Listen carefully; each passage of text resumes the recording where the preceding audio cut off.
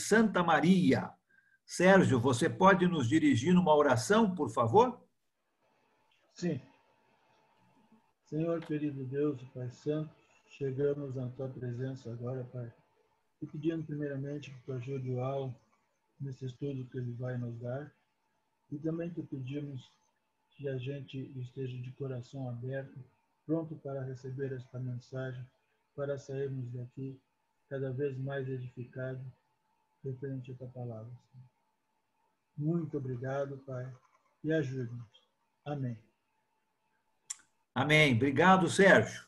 Então, olha, só lembrando, como nós temos feito sempre, se você tiver algum comentário, uma pergunta, quer falar alguma coisa, é só ligar seu microfone, pode me interromper, tá? Provavelmente você vai falar muito melhor que eu. Então, pode falar aquilo que você tem para falar, porque eu não vou conseguir ver todo mundo. Boa noite. Se você quiser falar algo, é só ligar seu microfone e você pode falar, tá bom? Então, nós estamos lá no capítulo 7 de Marcos. Quinta-feira passada, nós vimos o começo do capítulo 7, onde falamos que Jesus está ensinando alguns judeus. E nós falamos sobre tradições na semana passada, né? Que tradições são coisas importantes. Tradições na nossa família são importantes, com certeza, mas quando a tradição se torna mais importante do que a palavra de Deus, ela começa a atrapalhar, né? A palavra de Deus tem que ser mais importante. E nós falamos um pouco de alguns exemplos de tradição e vimos aqui no texto que os judeus estavam levando muito mais a sério as tradições do que a própria palavra de Deus. Agora, no restante do capítulo 7 e no comecinho do capítulo 8, nós vamos ver 3 histórias aonde Jesus está ensinando gentios. Já falou com os judeus, agora ele vai ensinar os gentios.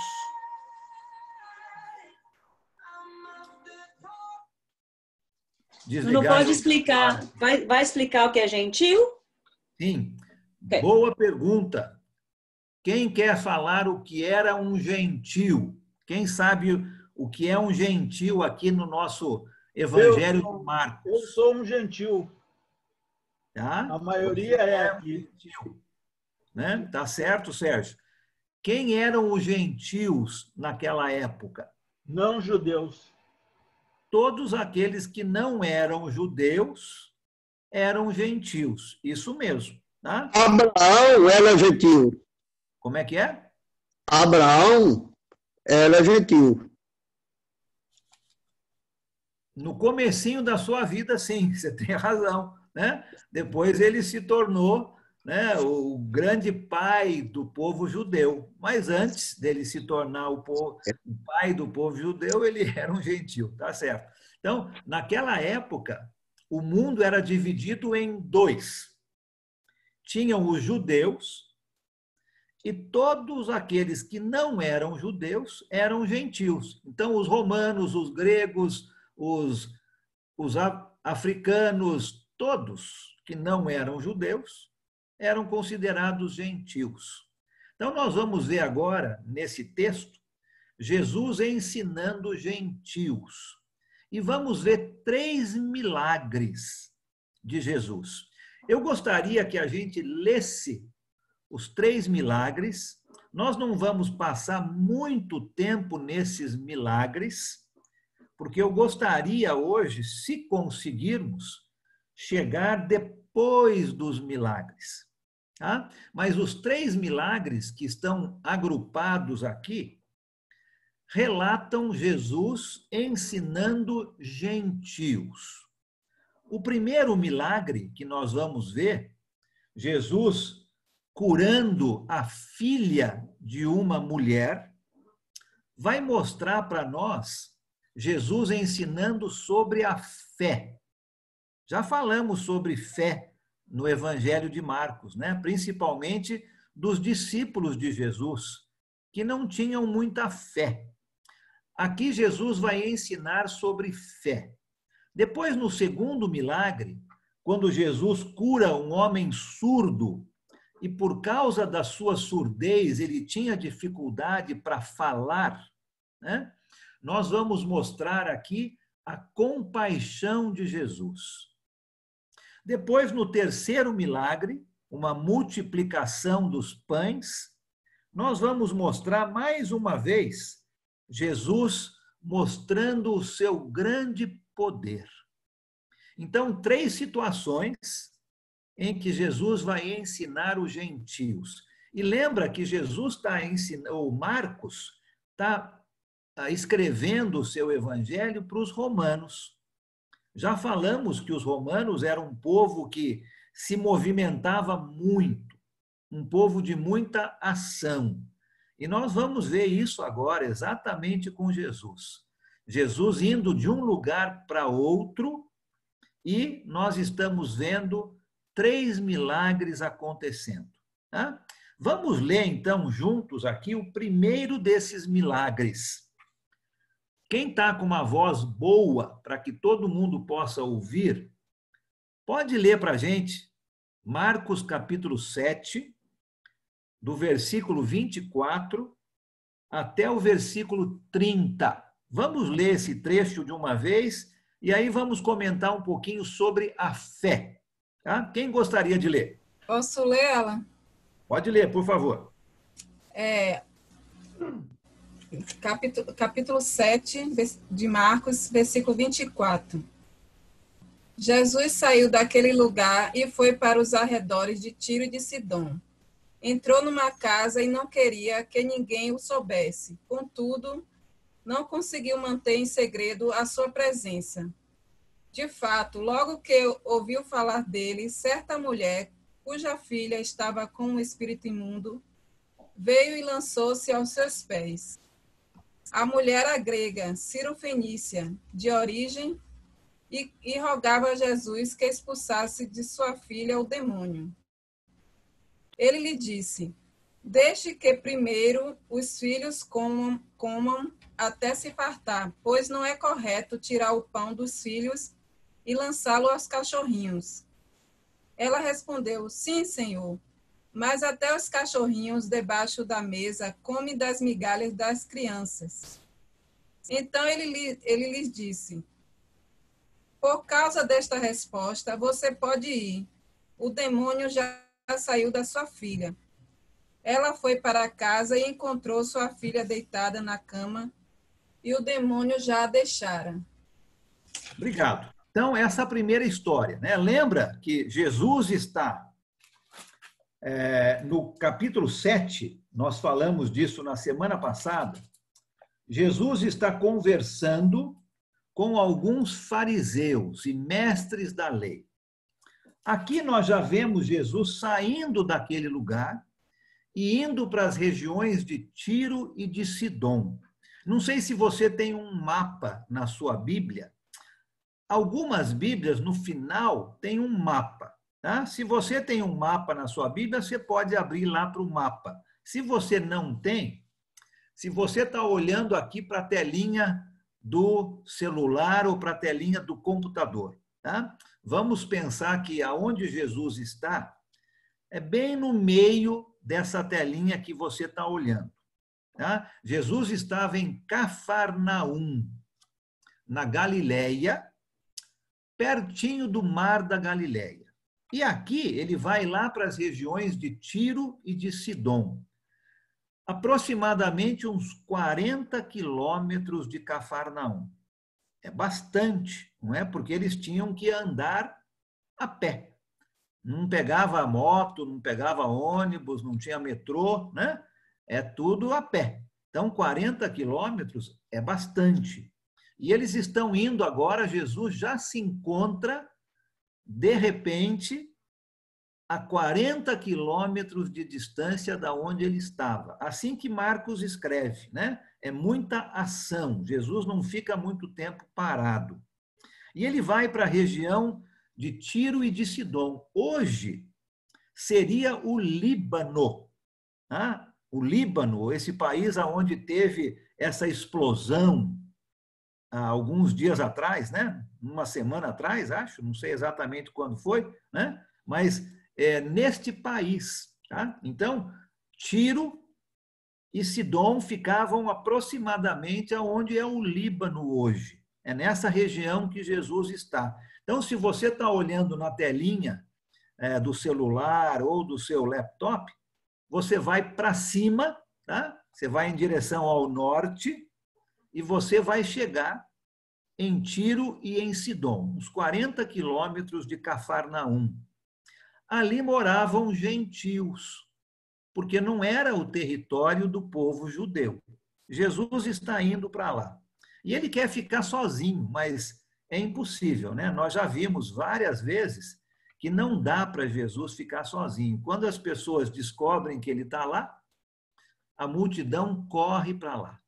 E Jesus, então, entra dentro de uma casa e lá ele se encontra com uma mãe desesperada. E dá para a gente entender por quê, não é?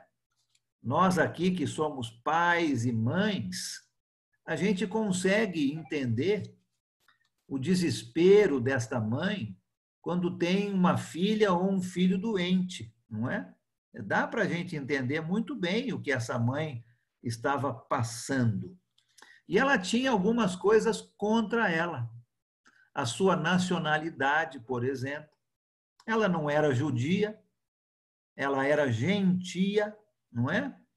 Era uma mulher naquela época, não é? Infelizmente, a mulher, ela não tinha tanto valor.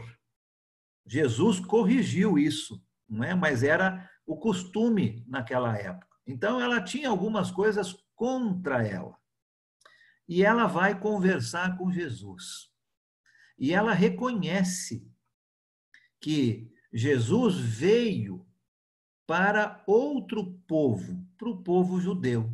E nessa conversa que ela tem com Jesus, no versículo 26, não é? Ela então roga que Jesus cure a sua filha. E Jesus fala algumas palavras bem interessantes no versículo 27, né? Ele fala, olha, deixa que os filhos primeiro comam até se fartarem. Depois os cachorrinhos comem. O que é que você entende disso? Quem eram esses filhos que Jesus está se referindo aqui, hein? Eu posso comentar, Alan. É uma maneira de dizer que o povo judeu eram considerados filhos e que debaixo do povo judeu o que sobrava eram os cachorrinhos, não? Então ela entende, inclusive, e responde para ela que ela se considera até uma cachorrinha, mas ainda assim está disposto de comer qualquer migalha do Jesus. Então eu acredito que Jesus se referia ao povo judeu e ele usava a referência de filhos, e para os que não eram do povo judeu eram considerados debaixo deles e usa o termo cachorrinhos. Muito obrigado. É isso mesmo, não é? Os filhos aqui são os judeus, né? Então Jesus está dizendo para ela que não era judia, olha, os filhos devem comer primeiro, né? Os filhos devem receber primeiro. Depois, os cachorrinhos. Não é correto tirar a comida dos filhos e entregar para os cachorrinhos. Apesar de eu conhecer pessoas que deixam de comer para dar comida para os seus cachorrinhos, né? Eu conheço pessoas assim, né? Ou pessoas que têm alguma coisa que não gosta muito no prato, ó, pega ali, põe embaixo da mesa e dá para o cachorrinho comer, né? Então, mas não é isso que nós estamos falando aqui. Jesus está deixando bem claro que ele veio primeiro para o povo judeu. Esses que são os filhos, né? Estou vendo aqui a Luciana com um aqui no colo dela, né, Luciana? Olha ali, ó. Tá certo, é isso mesmo, né? Jesus está dizendo aqui que ele veio primeiro para o seu povo, né? São os filhos. Não é correto tirar a comida dos filhos e entregar para os cachorrinhos. E olha a resposta dessa mulher no versículo 28. Ela diz: sim, Senhor, eu entendo isso, né? Mas até mesmo os cachorrinhos debaixo da mesa comem das migalhas das crianças. Olha a fé que essa mulher tem. Ela está entendendo o que Jesus está dizendo, não é? Primeiro o povo judeu. Não era o povo gentil em primeiro lugar. Ela precisava de um milagre. E ela rogou a Jesus para curar sua filha. E ela entendeu. Olha, sim, eu entendo que os filhos vêm primeiro, mas até os cachorrinhos comem das migalhas.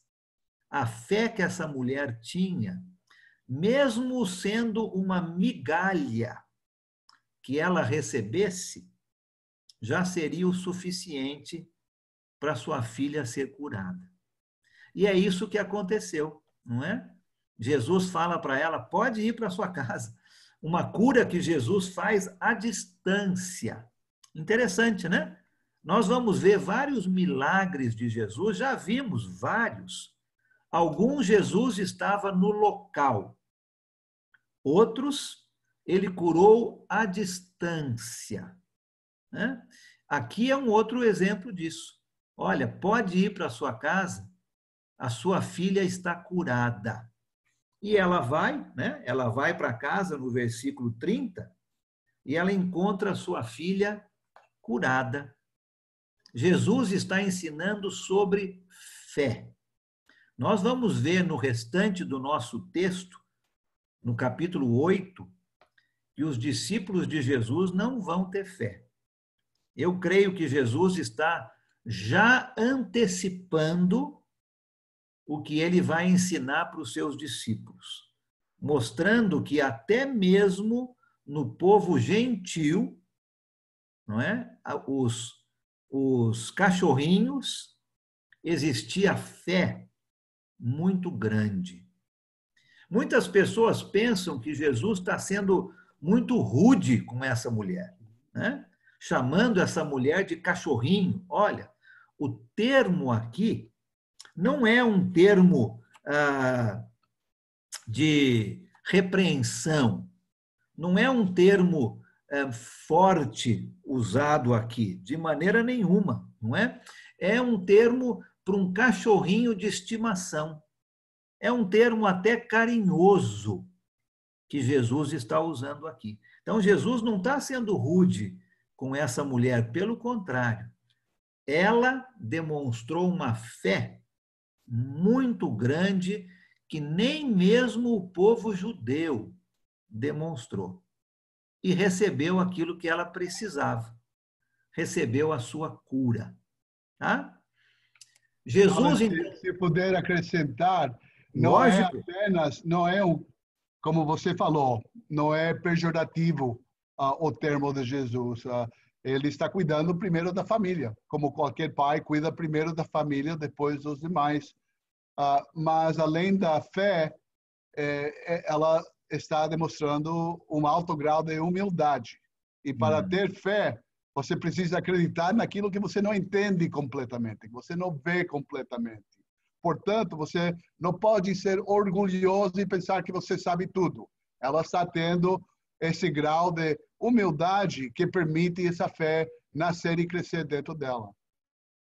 Muito bom, Carlos. Obrigado. Excelente esse comentário. É isso mesmo, não é? É esse termo que eu estava tentando lembrar aqui, pejorativo, né? Foi muito bom. Não foi dessa maneira que Jesus chamou esta mulher, né?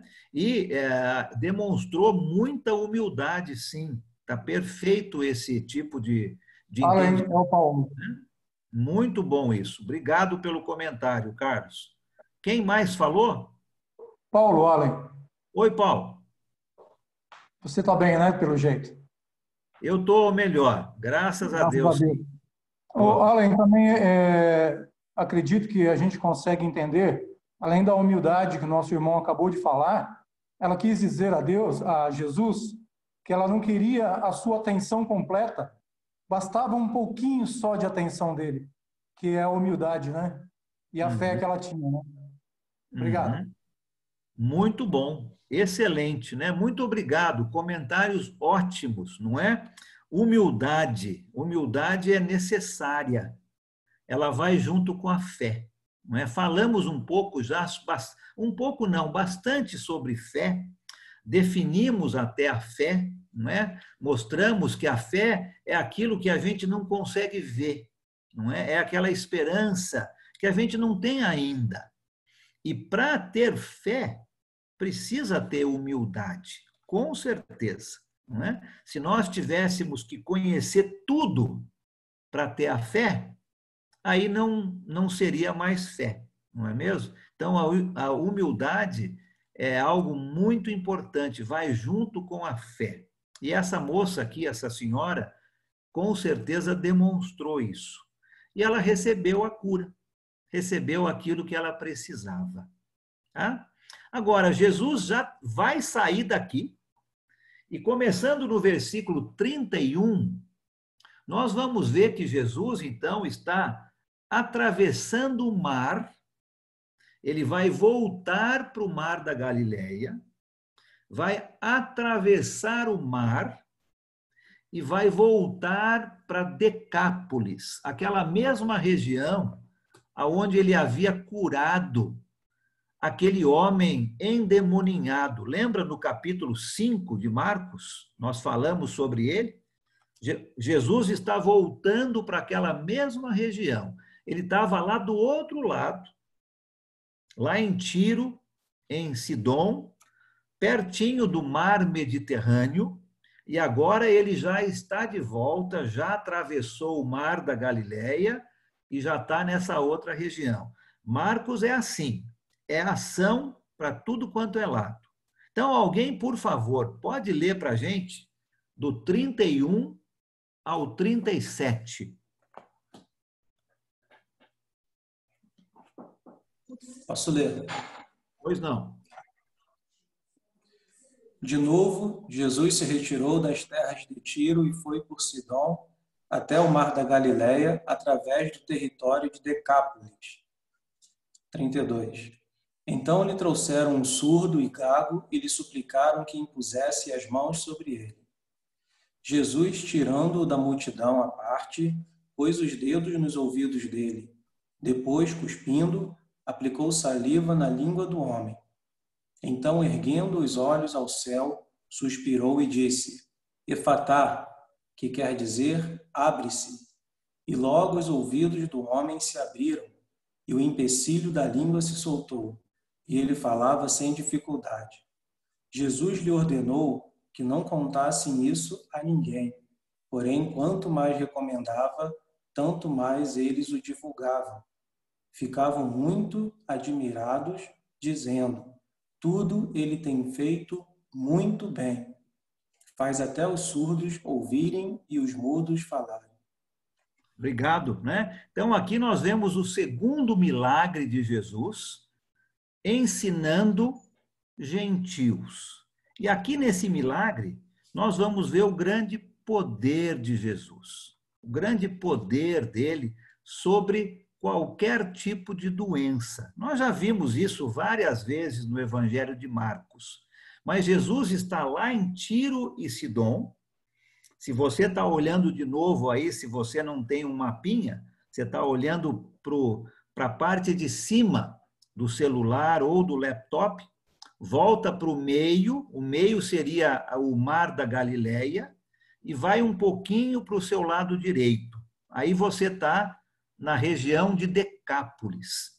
Decápolis significava simplesmente 10 cidades. É uma junção de duas palavrinhas gregas, né? Deca, que é 10, e polis, que é cidade. Então, Decápolis significavam 10 cidades. E era um território dos gentios de novo. Então, Jesus, mais uma vez, vai ensinar gentios. E ele se afasta da multidão. Vocês viram isso no versículo 33, que o Fábio leu, né? Algumas pessoas trazem para Jesus um homem que é surdo. E por causa da sua surdez, ele tinha dificuldade para falar, não é? A tradução melhor aqui não era que esse homem era gago, mas ele tinha dificuldade para falar porque ele não conseguia ouvir. É o que a gente vê hoje, não é? A maioria das pessoas surdas, elas são surdas e mudas. Elas conseguem falar algumas coisas, mas com muita dificuldade, porque elas não conseguem ouvir. Era isso que estava acontecendo com este homem. E Jesus, no versículo 33, leva este homem à parte. Interessante isso, né? Jesus nunca fez os milagres dele para ter ibope, não é? Para ser reconhecido como o grande fazedor de milagres. De maneira nenhuma. Jesus não veio para se orgulhar, não é? Para dizer, olha quem eu sou, olha os milagres que eu faço. Muito ao contrário de muita gente hoje, não é? Que quer ser reconhecida, né? Quer que todo mundo fale. Olha como aquela pessoa é boa, não é? Olha quanta coisa boa o fulano faz. Jesus completamente diferente. Ele levou este homem longe da multidão, né? E vai curar este homem. E ele fala com este homem essa palavra, efatá, que significa abra-te, né? Abre-se.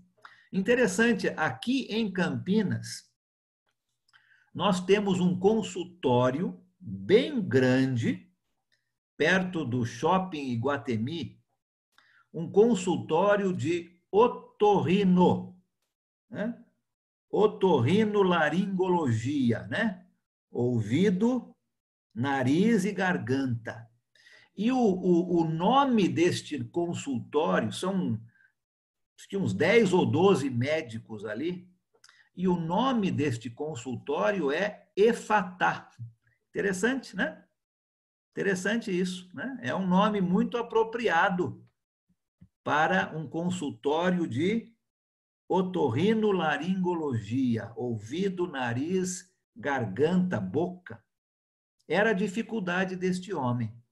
E Jesus, então, com grande poder, fala para ele, efatá, e os seus ouvidos se abrem. E ele consegue, então, ouvir e falar. Mais uma coisa interessante aqui nesse trecho, o versículo 36, né? Jesus pede para que não conte para ninguém. Difícil isso, né? Se acontecesse um milagre na sua vida, se você fosse surdo-mudo e de repente você começasse a ouvir e a falar, você ia guardar esse segredo para você? Acho que não, né? Nós íamos contar para todo mundo, é óbvio, não é? Por que será que Jesus pediu para não contarem? Por que será que Jesus está falando isso aqui no versículo 36?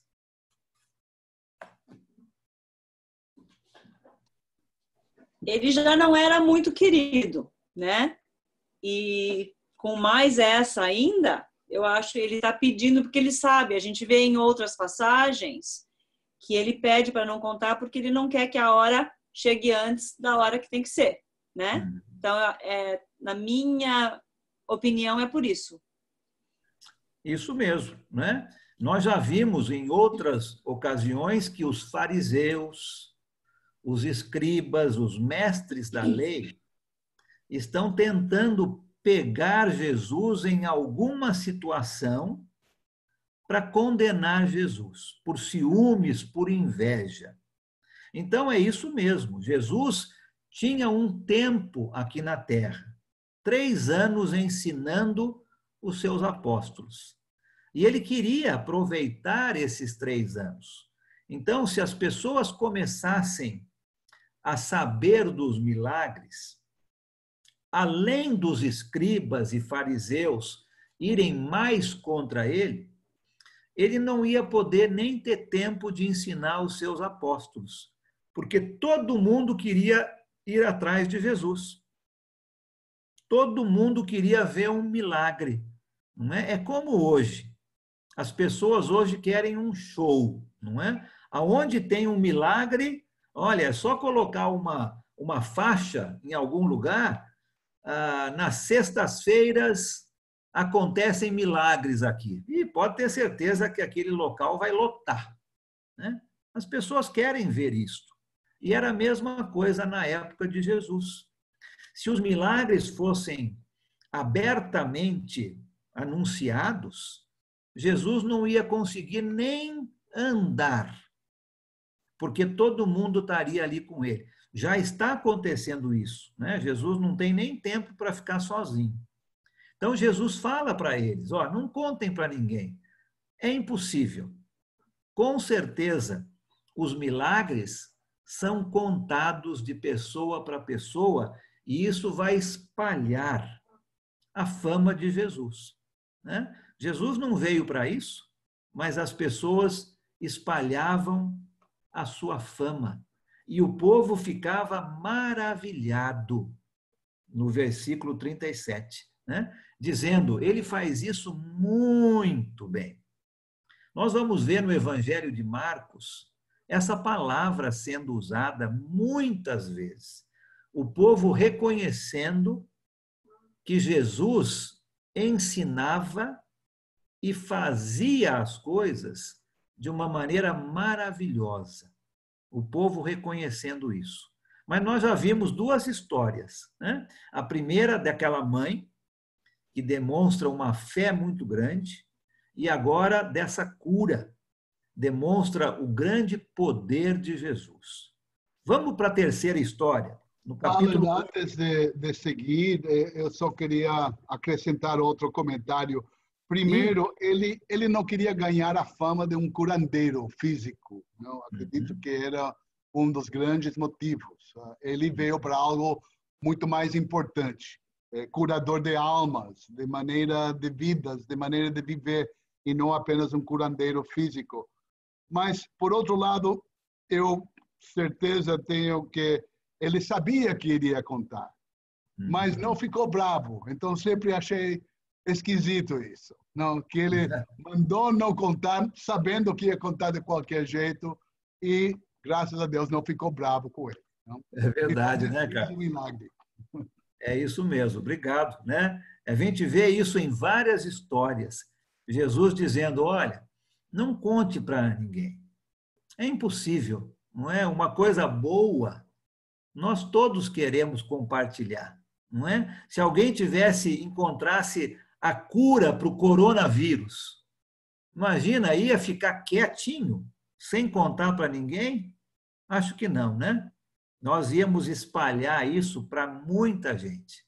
E é isso que nós estamos vendo, não é? Jesus sabia que seria impossível a pessoa guardar aquilo para ela. Mas Jesus está pedindo, porque ele também sabia que à medida que isso fosse contado, mais difícil seria para ele fazer o seu trabalho, né? Ensinar os seus apóstolos com um pouco de calma, de tranquilidade. O povo não ia deixar ele em paz. Tá? Muito bom. Excelente. Muito obrigado. Olha agora a terceira história. Alguém mais queria falar algo? Adriana, não estou ouvindo Oi. você. Agora sim. Peraí, deixa eu soltar. É isso. É só um comentáriozinho. Acho que 2 ou 3 quintas-feiras atrás, foi falado exatamente isso. Jesus, ele traz o ensinamento. E o milagre é aquele plus, aquele algo mais ali, né? Era só um comentário. Isso mesmo, Adriana. Obrigado que você falou isso. Tem toda a razão, né? Jesus não veio para curar as pessoas. Jesus veio para ensinar, né? A função principal de Jesus era buscar e salvar o perdido. É para isso que ele veio. Com certeza, ele fez muitos milagres. E é isso que a Adriana muito bem falou. Era algo a mais, né? Era um bônus que Jesus estava dando para o povo. Mas a principal função de Jesus era de ensinar. Obrigado, Adriana, por falar isso aí. Está muito certo. Muito bem. Olha o capítulo 8 agora. Ô, Alan. Pois não. Posso fazer um comentário? Lógico que sim. Fique à vontade. Eu entendo que Jesus também pôde medir o tamanho da gratidão dessa pessoa, quando ele disse para não falar e a pessoa falou. Então, eu acho que quando Jesus impediu, para ver a ação da pessoa também, como você falou, que é um livro de ação. Então, eu vejo quando Jesus diz isso, ele quer ver também, medir o tamanho da gratidão, para ver a reação da pessoa, a pessoa podia não falar, mas mesmo Jesus dizendo para ela não falar, a gratidão dela foi tão grande que ela não se conteve. Uhum. Muito bom, obrigado, assim, né? Nath. Tá certo, exatamente, né? Tá demonstrando essa gratidão, tá certíssimo. Obrigado, comentários excelentes. Muito obrigado. E, de novo, hein, quer falar alguma coisa, é só ligar seu microfone aí, tá bom? Pode ficar à vontade. Olha o capítulo 8, então. Vamos ver essa terceira história. Terceiro milagre de Jesus ensinando o povo gentil. Uma nova multiplicação dos pães. Nós já vimos uma, né? Já vimos Jesus multiplicando os pães. Aqui vai acontecer de novo. No começo do capítulo 8, não é? Jesus está agora nesta mesma região. Ele está na região ali de Decápolis, aonde ele curou este homem. E vai acontecer este milagre. Alguém pode ler para a gente, então, dos versículos de 1 até o versículo 10. Vamos ler esse texto de uma vez e a gente comenta um pouquinho sobre ele. Quem poderia ler?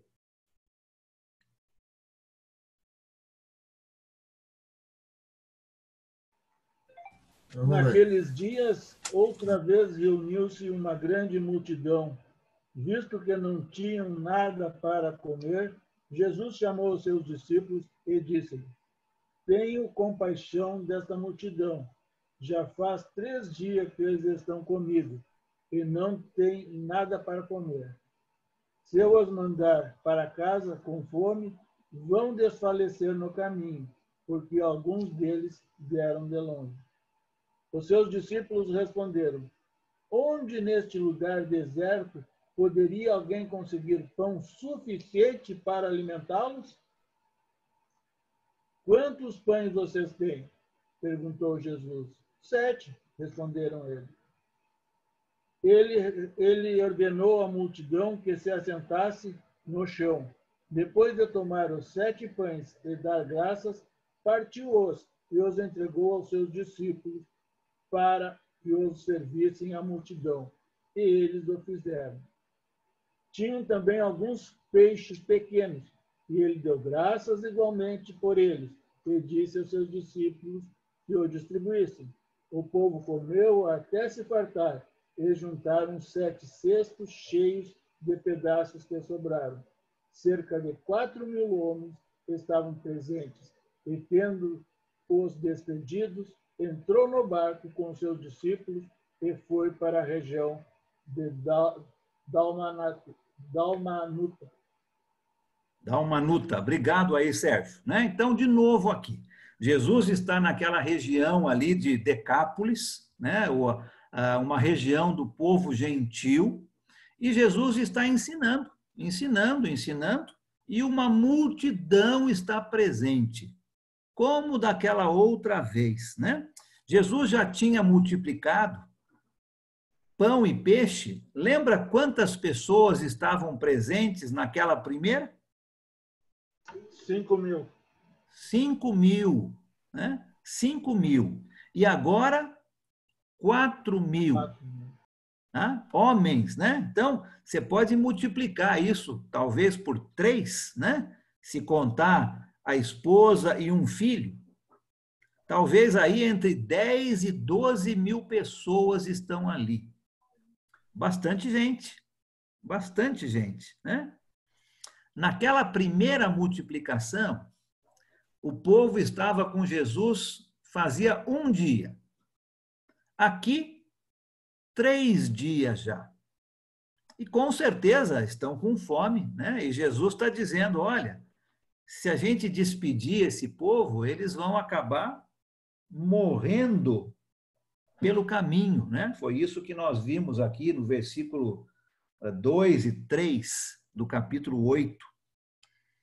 E aí Jesus pergunta, não é? Quantos pães que vocês têm? E os discípulos falam, Senhor, não é suficiente para alimentar 4.000 homens. Gente, lembra o que eles tinham acabado de ver, né? A fé daquela mulher, gentia, o poder de Jesus curando aquele homem surdo e mudo. E agora eles se encontram numa situação aonde está faltando fé dos discípulos de Jesus. Mesma situação que nós vimos antes, quando Jesus multiplicou os pães e os peixes para 5.000 pessoas. Aqui eram 4.000 homens, né? Um pouco menos. Mas os discípulos de novo dizendo, olha, não tem alimento suficiente aqui. E a gente pode olhar essas histórias e é fácil a gente apontar o dedo, né, para os discípulos de Jesus e dizer, mas que coisa, né? Esses discípulos não aprendem a lição. E aí a gente olha no espelho e a gente vê o nosso rosto. E nós agimos da mesma maneira, não é? Muitas vezes nos falta a fé também. Nós já vimos Jesus fazer tanto milagre, nós já vimos Jesus fazer milagres em nossas vidas pessoais. E muitas vezes nos falta a fé, como desses discípulos. E eles aqui tinham acabado de ver a fé daquela mulher. Acabado de ver Jesus fazer uma cura de um mudo e de um surdo. Com certeza eles poderiam ter se lembrado, né? Tranquilo. Jesus já fez isso antes, né? Jesus já alimentou uma multidão maior que essa. Por favor, Senhor, faz de novo. É isso que nós esperaríamos ouvir. E muitas vezes é isso que Jesus espera ouvir de nós, né? Olha o quanto eu já fiz na sua vida. Tenha fé que eu vou fazer de novo. E às vezes nos falta a fé, né?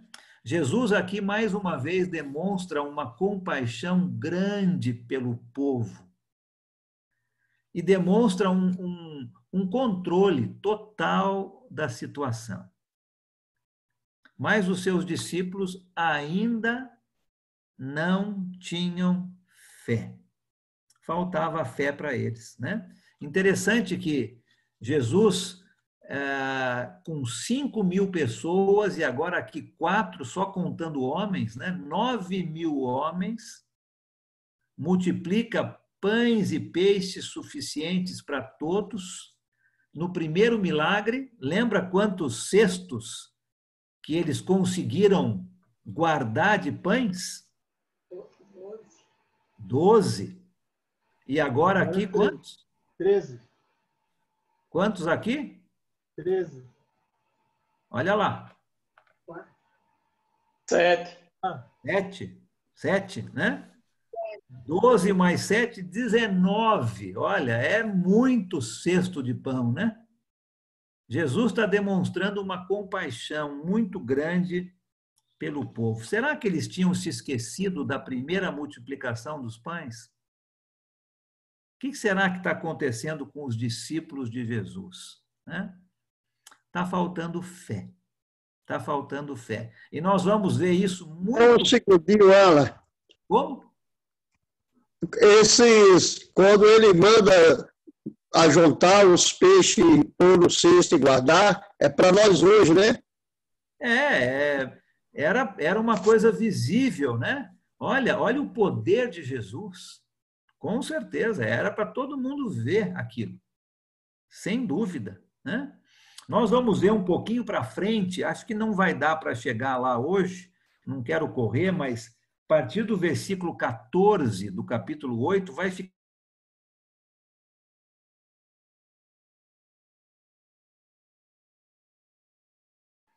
Travou. Jesus está ensinando, né? Jesus vai mostrar, vai ensinar sobre fé. Já mostrou com o exemplo daquela mulher, né, gentia, a fé que ela tinha, já mostrou o seu grande poder, curando um surdo mudo, e está demonstrando agora a sua compaixão pelo povo, fazendo esse milagre muito grande. Tá? Olha comigo os versículos 11 a 13. Vamos para o próximo trecho aqui. No finalzinho do versículo 10, Jesus sai daquela região. Tá? Se você está olhando de novo aí para o seu laptop ou para o seu celular, se você não tem um mapa, tá? No meio é o Mar da Galileia. Jesus está do lado direito, tá? Está a leste do mar, ali na região de Decápolis. Ali era uma região do povo gentil. Agora Jesus entra no barco e vai atravessar o mar e vai para essa região chamada Dalmanuta. Interessante, né? Não fala muito na Bíblia sobre isso, mas muitas pessoas acham que é na região oeste do lago. Então, Jesus atravessou o lago inteirinho, foi da região leste até a região oeste, ali nas redondezas do Mar da Galileia. Tá? E ali já é território judeu de novo. Então, Jesus está voltando para o território do povo judeu. Ele está de novo na Galileia. E aqui nos versículos 11 a 13, ele vai se encontrar mais uma vez com aqueles fariseus do comecinho do capítulo 7. Lembra? Os fariseus que Jesus ensinou e disse a eles que eles estavam errados, porque estavam seguindo as tradições. Jesus se encontra mais uma vez com esse grupo de judeus que já estavam meio que olhando torto para Jesus, né? Não estavam gostando muito, não. E Jesus vai se encontrar com eles de novo. Quem quer ler para a gente do 11 ao 13?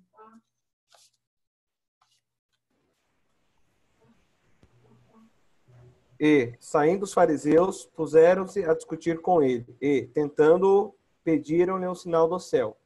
Jesus, porém, arrancou do íntimo do seu espírito um gemido e disse: Por que pede essa geração um sinal? Em verdade vos digo que a esta geração não lhe será dado sinal algum. E, deixando-os, tornou a embarcar e foi para o outro lado. Parece que Jesus passa muito tempo em cima do barco, né? Eu não sei aí sobre você, né? Se você tem enjoo, se você não gosta de andando para lá e para cá, mas se você tivesse ali com Jesus, né? Com certeza você ia passar muito tempo em cima daquele barco, indo de um lado para o outro do Mar da Galileia. E nós estamos vendo isso, né? Jesus, no final dessa história, ele entra de novo no barco e vai para o outro lado. Mas ali Jesus não está voltando lá para a região de Decápolis. Ele está indo para um outro lado do lago. Tá? Era muito mais rápido você ir pelo lago para chegar numa outra parte do que você fazer todo o trajeto por terra. Lembra? Não tinha metrô, não tinha moto naquela época, era tudo a pé. Então, era mais rápido entrar num barco e atravessar de novo o mar. Mas isso não significa atravessar todo o mar. Ele está indo de um ponto para outro ponto, no final aqui desse trecho. Mas quando ele chega lá, ele se encontra com aqueles judeus que estavam meio que bravos com Jesus, por Jesus ter falado com eles aquelas palavras no comecinho do capítulo 7, né? Dizendo que eles estavam errados, porque estavam seguindo muito mais uma tradição do que a palavra de Deus. E esses fariseus, quando encontram com Jesus, querem uma prova, né? Uma prova da sua divindade. Querem que Jesus prove para eles quem ele era. Já viram tanto milagre? Precisava disso? Lógico que não, não é? Mas esses fariseus, eles querem pegar Jesus em alguma situação para poder condená-lo. Não precisava de nenhum tipo de sinal, já tinham visto tanta coisa. Mas o que eles queriam não era um sinal aqui na terra, né? Como uma cura, uma multiplicação dos pães, como Jesus fez.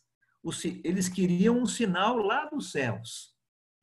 Eles queriam alguma prova celestial da divindade de Jesus.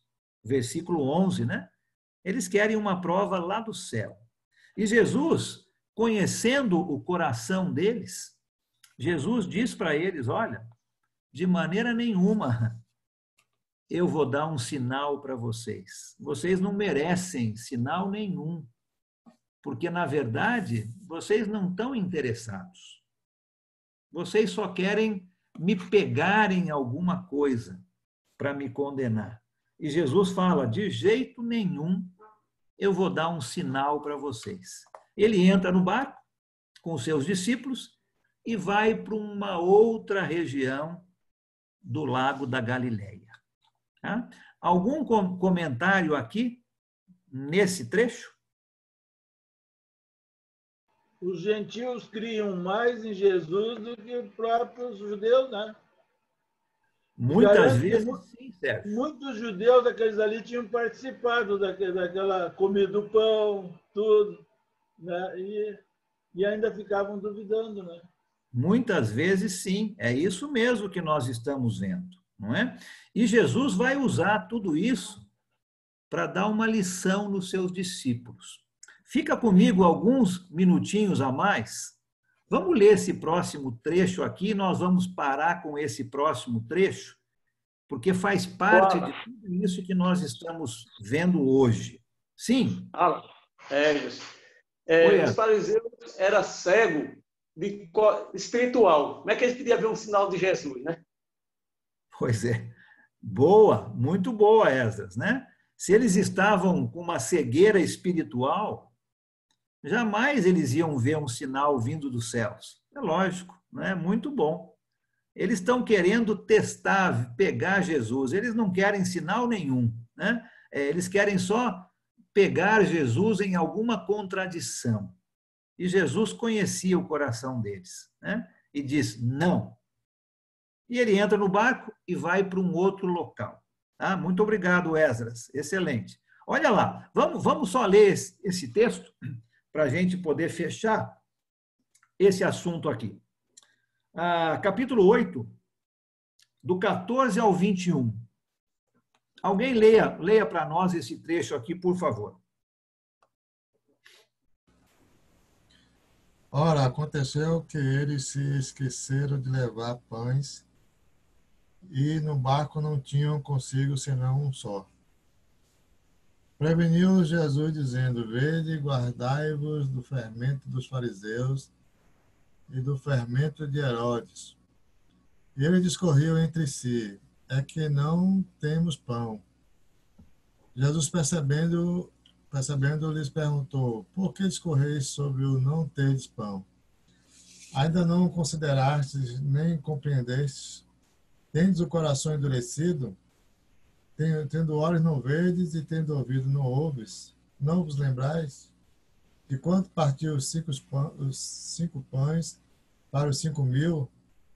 Quantos cestos de cheio de pedaços recolheste? Responderam eles: 12. E de quanto partiu 7 pães para os 4.000? Quantos cestos cheios de pedaços recolheste? Responderam 7. Ao que lhes disse Jesus: não compreendeis ainda? Obrigado, Luiz. Olha só que interessante essa parte aqui, né? Eles entram no barco, talvez até com um pouco de pressa, a gente não sabe, né? Depois daquele confronto de Jesus com os fariseus, no versículo 13, né? Eles entram no barco e vão para um outro lugar no mar da Galileia. Talvez com um pouco de pressa, os discípulos esqueceram de levar pão para a viagem. Olha, tinham 7 cestos cheios de pão, né? E eles esqueceram de levar pão. Tinha um só. Eu não sei quantos que tinham naquele barco. Vamos supor que eram os apóstolos e Jesus. Pelo menos 13, né? 13 homens com fome para um negócio de pão, acho que era muito pouquinho, né? E eles se esqueceram de levar pão. E eles estão conversando sobre isso durante esta viagem. E aí Jesus, no versículo 15, diz para ele: olha, cuidado com o fermento dos fariseus e com o fermento de Herodes. Eles ouviram a palavra fermento e acharam que Jesus estava falando para eles: vocês esqueceram de trazer pão, né? Automaticamente eles pensaram naquele pedaço de pão. E eles começaram a discutir entre eles, versículo 16, né? Jesus está falando isso porque a gente esqueceu o pão. Acho que Jesus está dando uma indireta para nós aqui, falando de fermento. A gente esqueceu de trazer pão, é isso que Jesus está querendo dizer, não é? E Jesus, no 17, percebe essa discussão. E Jesus, então, vai no coração deles, no ponto de todas essas histórias. E ele fala: por que vocês estão discutindo sobre o fato de vocês não terem pão? Vocês não estão compreendendo ainda? O coração de vocês está endurecido?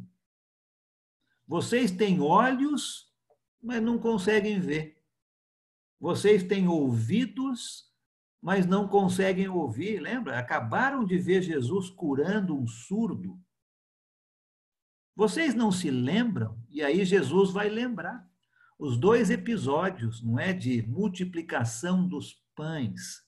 Olha, vocês estão preocupados porque vocês esqueceram de trazer um pão? Vocês não acabaram de ver eu multiplicando pão para 4.000 homens? Será que eu não conseguiria multiplicar pão para 13? Lógico que sim, não é? Olha que coração endurecido daqueles homens. Falta de fé. Falta de fé. E Jesus vai bem ali no coração daquele problema. Falta de fé, não é? Vocês ainda não estão entendendo? Ele repete a pergunta no 21, né? Ele faz a mesma pergunta no 17 e repete no 21. Onde é que está a fé de vocês? Lembra aquela mulher gentia? Não é do nosso povo. Ela entendeu que ela era um cachorrinho que podia comer das migalhas e ficou satisfeita com isso. Olha a fé dela. Vocês não lembram que eu acabei de curar um surdo? Vocês têm ouvidos também, mas vocês não estão ouvindo, né? Vocês acabaram de ver eu multiplicar os pães. Vocês têm olhos, mas vocês não estão enxergando. E vocês estão discutindo e preocupados porque esqueceram de trazer pão. Eu acabei de multiplicar pão para 10 mil pessoas. Será que eu não posso multiplicar para 13? Falta de fé, né? Falta de fé dos seus discípulos. Jesus chegou bem no ponto aqui aonde ele queria com essas histórias, né? E a grande lição para você e para mim, com tudo isso que nós acabamos de falar, quantas vezes nós também não esquecemos as coisas boas que Jesus já fez para nós? Quantas vezes nós não esquecemos? Nós ficamos tão preocupados com tantas coisas e esquecemos o grande poder que Jesus tem. Esquecemos de tantas coisas boas que Jesus já fez na nossa vida. E agimos exatamente como esses discípulos de Jesus. Vemos as coisas maravilhosas, mas logo nos esquecemos. E nos falta a fé. E Jesus está nos ensinando. E nós não devemos ser assim. Nós devemos ter fé nas grandes maravilhas de Jesus. Estamos com qualquer tipo de dificuldade hoje, vamos lembrar quem Jesus é. Vamos lembrar de tantas coisas boas que nós já recebemos. E vamos ter fé. Jesus tem todo o poder para nos ajudar em qualquer situação. Vou parar por aqui, tá? Comentários, perguntas para a gente fazer essa parte final. Eu gosto de pensar muito em Hebreus 11, na definição de fé. Fé é a certeza, né, e a convicção de fatos que se esperam, né, coisas que não se vê.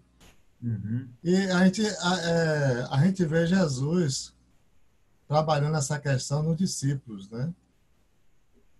Jesus sempre deu motivos para ter fé 100%.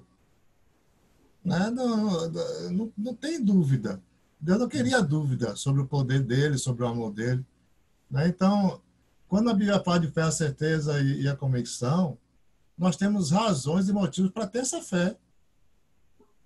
Por diante de tudo que Deus é, diante de tudo que Deus fez com o seu discípulo, toda a obra de Deus, toda a criação. E a gente, às vezes, fica duvidando com medo de certas coisas, né, sem confiar no poder de Deus. Né? Então, essa é a lição para a gente. Né? Deus ele tem poder para proteger, Deus tem poder para cuidar, Deus tem poder para resolver as situações. E nós temos que ter essa fé, essa certeza, né? Ele, sem duvidar. Jesus sofria com a falta de fé do discípulo. Né? Ele sofria. Por que você duvidou? Né? Disse para Pedro, por que você duvidaste, homem de pequena fé? Por quê? Por quê? Por quê? Né? Então, Jesus dá todas as razões para a gente ter essa certeza e convicção. É verdade. Obrigado, Luiz. Excelente. Alguém mais gostaria de falar alguma coisa sobre isso que falamos hoje? Alan. Richard. Pois não, Richard.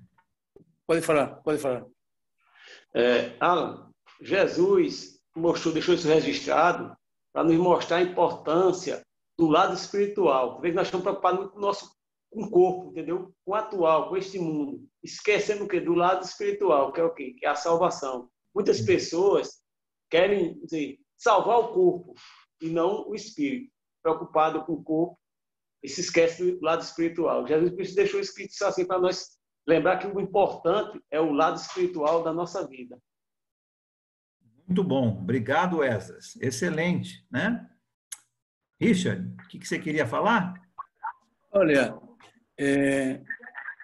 Passando para os tempos atuais, na visão de nosso Senhor Jesus, eu leio uma matéria que diz assim, que duas grandes potências, com exércitos super preparados, com toda a tecnologia possível, sendo imbatíveis, né? Ou seja, difícil de poder combater eles. Mas apareceu um coronavírus e os dois exércitos estão aí parados, sem dar um tiro. Estamos com uma guerra invisível. Então, se você analisa, os apóstolos na época estavam com uma visão invisível, mas não conseguiam enxergar. E a fé dele era fraca. Hoje em dia, estamos com um inimigo invisível e não conseguimos enxergar. Ou seja, continuamos com a visão fraca, a fé debilitada. Porque o ser humano, vendo as situações tão complicadas, continua se agarrando às coisas materiais e não olhando para Jesus, que é a fé que nos vai salvar em tudo. Ou seja, continuamos no mesmo problema de 2000 anos atrás. Não temos mudado muito em geral, né? É por isso que às vezes penso eu que quando Jesus diz que muitos entrarão pela porta grande e muito pouco pela porta pequena, é a razão de que a fé é muito fraca para nós seres humanos. Na grande maioria, eles não querem ver o lado divino das coisas, o lado onde você sabe que é a sua solução verdadeira. Nos agarramos às coisas materiais. Tem mais fé em um revólver, tem mais fé em uma garrafa de vinho, tem mais fé em uma faca super bonita, mas não tem fé em Jesus, porque não estão vendo. Não estão vendo. Obrigado, Richard. Excelente. Richard, me lembra aonde que você está? Maceió. Maceió, isso mesmo, está certo. Achei que era lá mesmo, mas queria ter certeza. Obrigado, Richard. Né? Muito bom comentário, excelente. Tá? Alguém mais? Está na hora já da gente fazer a nossa oração final, mas se alguém quiser fazer mais um, pode fazer. Eu gostaria de falar uma coisa breve, Alan. Pois não, Luiz. Não sei se estão me ouvindo bem com o meu fone, acho que está bem. Está me ouvindo bem? Fraquinho, mas dá para a gente ouvir. Vou colocar mais perto aqui, eu tenho que ver se tem um problema aqui no laptop, acho que vai dar para ouvir. Eu acho que a gente, não tenho certeza, eu fico impressionado todas as manhãs, porque são milhares e milhares de bênçãos que o nosso Pai Eterno derrama por todos nós, em todos nós. Quando eu paro para pensar no sistema linfático, no sistema endócrino, no sistema digestivo, no sistema nervoso, no sistema muscular, no sistema ósseo, isso tudo andando numa sincronia biológica perfeita, algo que o homem jamais consegue fazer ou duplicar, um milagre do Pai Eterno em cada sopro de vida que temos. Meus irmãos, de fato, somos desculpáveis por não termos fé, quando devemos nos levar pelas inquietações da vida, porque o Pai permite que nós, a cada puxada de ar, a cada folha de vida, milhões e milhões de biológicos em nosso organismo estão ali atuando, não é? Para que a gente possa estar pensando, refletindo, falando, ouvindo, olhando, que também é outro milagre, não é? Milhares de bênçãos olhando para nós mesmos, né? E o mais importante de tudo isso é que esses milhares de bênçãos, de milagres, eu diria, é para que a gente possa ter o livro que vai nos dar de fazer duas coisas na vida: ser servo e discípulo, e ensinar os outros, a humanidade perdida, a ser servo e discípulo. Então, tantas bênçãos para nos dar para sermos os instrumentos dele, servirmos ele, e sem falar na vida vindoura ali, a vida eterna, que a gente não consegue nem imaginar, hoje nenhum viu, nenhum imaginou, né? Qualquer Coríntios falando isso. o que o Pai está preparando, já preparou para nós. Mas se olharmos para a nossa vida aqui nesse mundo, para nós mesmos, para cada de nós, para o nosso próprio ser, é impressionante o amor, o grande amor que o Pai tem por nós de uma forma personal, única para cada um, particular, né? Privada, cada um, algo impressionante. Então, como eu todos os dias antes de sair da cama, eu agradeço ao Pai por tudo isso. Obrigado, Luiz. Obrigado, Luiz. Falhou. Chegar à presença dele é algo impressionante. Então, eu acho que a gente tem tudo, tem todos os argumentos para nos deixarmos nos livros. Amém. Um pouco foi, mas é mais ou menos isso, para a gente refletir um pouco na questão de todas essas bênçãos que o Pai permite em nossa vida. Obrigado, Luiz. Falhou um pouquinho, mas deu para a gente ouvir o que você queria falar. Obrigado pelo seu comentário. Tá? Vamos fazer uma oração final. Já são 9h15, já passamos um pouco do nosso horário. Vou pedir ao Fábio, nosso irmão lá de Petrópolis, no Rio de Janeiro, que dirija essa nossa oração final. E aí, quem precisar ir embora, fique à vontade. Se o Lucas puder ficar um pouquinho mais com a gente aqui, para a gente poder falar um tchau para todo mundo, está muito bom também. Tá? Fábio, por favor. Ok, oremos. Senhor nosso Deus e bendito Pai, louvado e engrandecido seja o nome do Senhor, nosso Deus eterno, Pai querido. Obrigado, Pai, por Cristo Jesus, o nosso Senhor.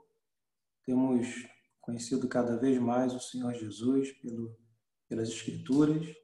Obrigado por esses ensinamentos que o teu servo Alan tem nos dado. Que o Senhor possa ter misericórdia de nós e nos aumentar a fé. Perdoe, Pai, quando a nossa fé é pequena, diante de tantas provas, diante de tanto poder, diante de tudo que o Senhor é e faz na nossa vida. Abençoe-nos, ó Pai, para que tenhamos a fé que o Senhor espera que tenhamos. Obrigado, Pai, pelo seu poder. Obrigado por ser o nosso Deus, o nosso Salvador. Obrigado por todas as bênçãos que o Senhor tem nos dado, assim como esses estudos que temos tido, Pai, aqui com os nossos irmãos. Agradecemos a Ti, no nome do nosso Senhor Jesus. Amém. Amém. Obrigado aí. Pode ligar seus